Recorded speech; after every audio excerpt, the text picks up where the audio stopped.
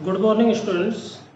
अपना chapter number 3 कल start किया था, रेशों से वस्त्र तक। अब तक हमने ये देखा कि जो ऊन है वो एक जानदार रेशा है, जंतु से प्राप्त होता है। ऊन प्रदान करने वाले जंतु कौन कौन से हैं ये कल हमने अध्ययन किया था, जैसे भेड़, बकरी, ऊंट, याक, लामा, एल्पेका। ये ऐसे जंतु हैं जिनसे ऊन प्राप्त की जाती है।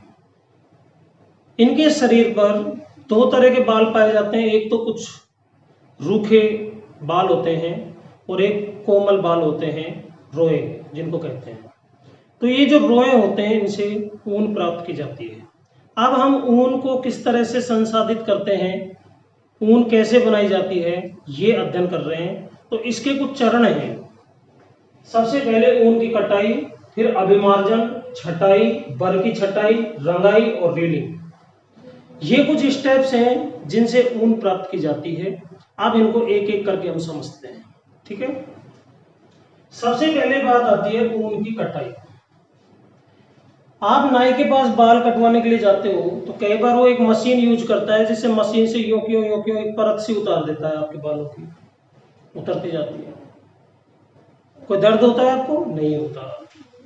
इसी तरीके से जो भेड़ या जो भी ऊन प्रदान करने वाले जंतु हैं, उनकी ऊपरी त्वचा की एक पतली परत होती है, उसके सहित बालों को काट दिया जाता है एक मशीन से, जिसको कहते हैं ऊन की कटाई।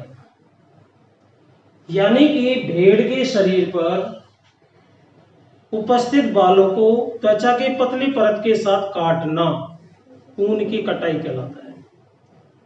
इसमें भेड़ को कोई विशेष तकलीफ नहीं होती, क्योंकि जो ऊपरी त्वचा होती है जो बहुत पतली होती है, मृत कोशिकाओं की बनी होती है, तो इसमें दर्द नहीं होता है। तो सबसे पहले कटाई की जाती है, फिर अभिमार्जन। अभिमार्जन क्या होता है? काटे गए जो बाल हैं, रोए हैं, उनको बड़ी बड़ी टंकियों में डाल करके अच्छे प्रकार से धोया जाता है। धोने से उसमें उपस्थित गर्द, धूल, चिकनाई ये सब निकल जाती है। इस प्रक्रिया को कहा जाता है अभिमार्जन। तो अभिमार्जन से क्या अलग हो जाता है?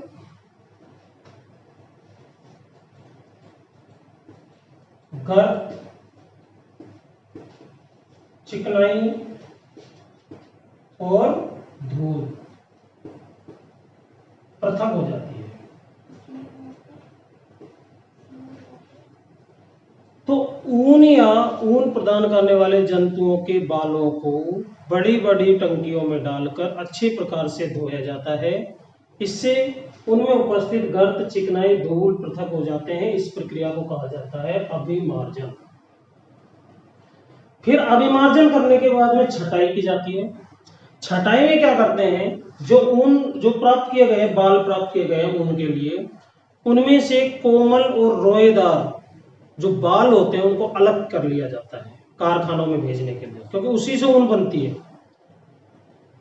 तो कोमल रोए उनको अलग करना कहलाता है छटाई। फिर बर, अब ये फैक्ट्री में चला जाता है। तो फिर बर क्या होता है? कई बार सर्दियों में आप देखते हो आपके स्वेटर के ऊपर बारीक बारीक से जो छोटे छोटे से रेशे होते हैं, एक जगह इकट्ठे हो जाते हैं, इनको बर कहते हैं।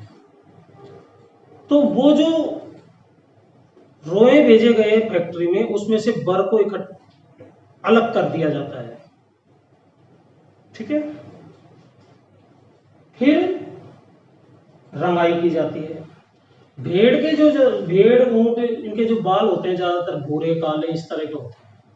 जबकि हम देखते हैं बाजार में जो ऊन आती है विभिन्न रंगों की होती है। तो उसको क्या किया जाता है? उसकी डाई की जाती है, रंगाई की जाती है। तो ऊन को विभिन्न कलर्स में, विभिन्न रंगों में रंगना क्या कहलाता है? रंगाई कहलाता है। रंगाई के बाद में धागे बन जाते हैं रेशों से, और धागे बनने के बाद में रीलिंग। अब उन धागों को आपस में काट करके ऊन बनाई जाती है।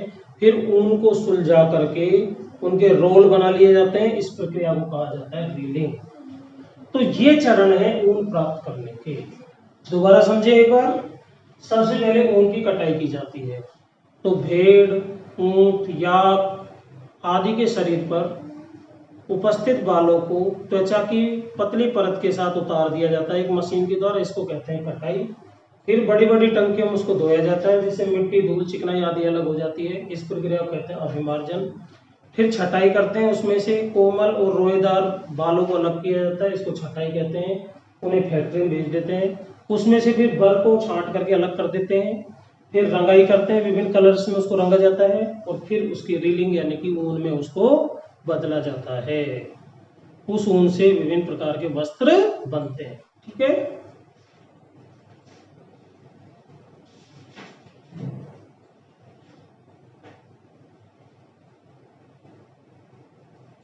तो ये है ऊन प्राप्त करना। अब जो अगला आपका जानतर रेशा है उसका नाम है रेशम।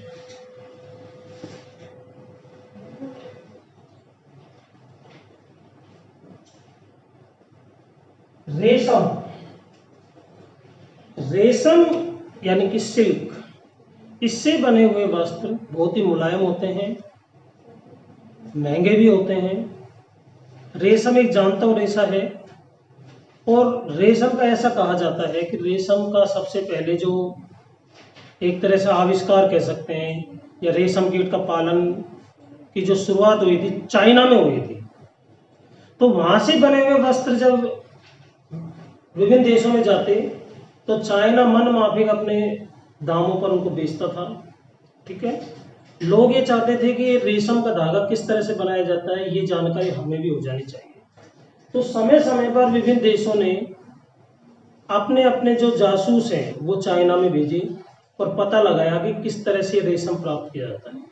तो वहां पर उन्होंने देखा कि रेशम प्राप्त करने के लिए एक विशेष कीट का पालन किया जाता है, जिसको रेशम का कीट कहते हैं। रेशम कीट, रेशम कीट शहतूत के जो पेड़ होते हैं इन पर इनका विशेष रूप से पालन किया जाता है। ठीक है, रेशम जो मादा रेशम कीट होती है वो शहतूत के पत्ते पर अपने अंडे देती है। अंडे में से लार्वा बाहर आता है। ठीक है, लार्वा जो आता है उसको कहते हैं कैटरपिलर। क्या कहते हैं? देखिए, अंडा, अंडे में से बाहर आया लार्वा, लार्वा थोड़ा सा बड़ा होकर के कैटरपिलर बन जाएगा।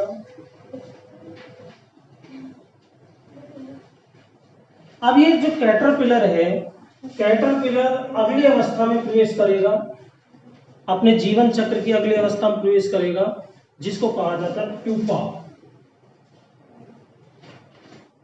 क्या कहते हैं? प्यूपा।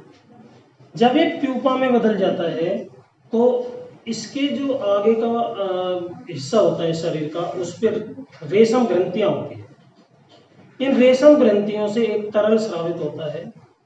ये तरल जैसे वायु से क्रिया करता है कठोर हो जाता है, यानी कि मजबूत हो जाता है। आपको पता होना चाहिए रेशम का धागा स्टील के धागे से भी ज्यादा मजबूत होता है। तो ये एक प्रोटीन स्रावित करता है, वो प्रोटीन हवा से या वायु से क्रिया करके रेशम में बदल जाती है। फिर ये अंग्रेजी का जो अक्षर होता है ना 8, इस तरह से यूं अपने चारों तरफ लपेटता जाता है उसको रेशम, और इस तरह से एक गिट्टी सी बन जाती है। इस गिट्टी को कहते हैं कोकून।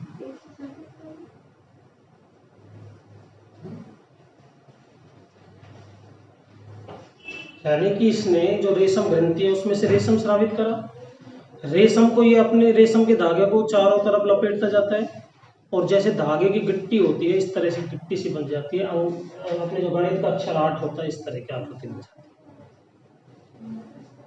है। इस अवस्था को कहा जाता है कोकून, और इसी कोकून से रेशम प्राप्त किया जाता है। ठीक है, तो ये था रेशम कीट का पालन। अब इसको रेशम को किस तरह संसाधित करते हैं वो हम अगले लेक्चर में पढ़ेंगे। आज आपको इतना याद रखना है। आज आपको ये चरण बता दिए कि ऊन कैसे प्राप्त की जाती है, उसके 6 चरण बता दिए, और रेशम कीट पालन की जो प्रारंभिक अवस्था है उसके बारे में आपको बता दिया। धन्यवाद।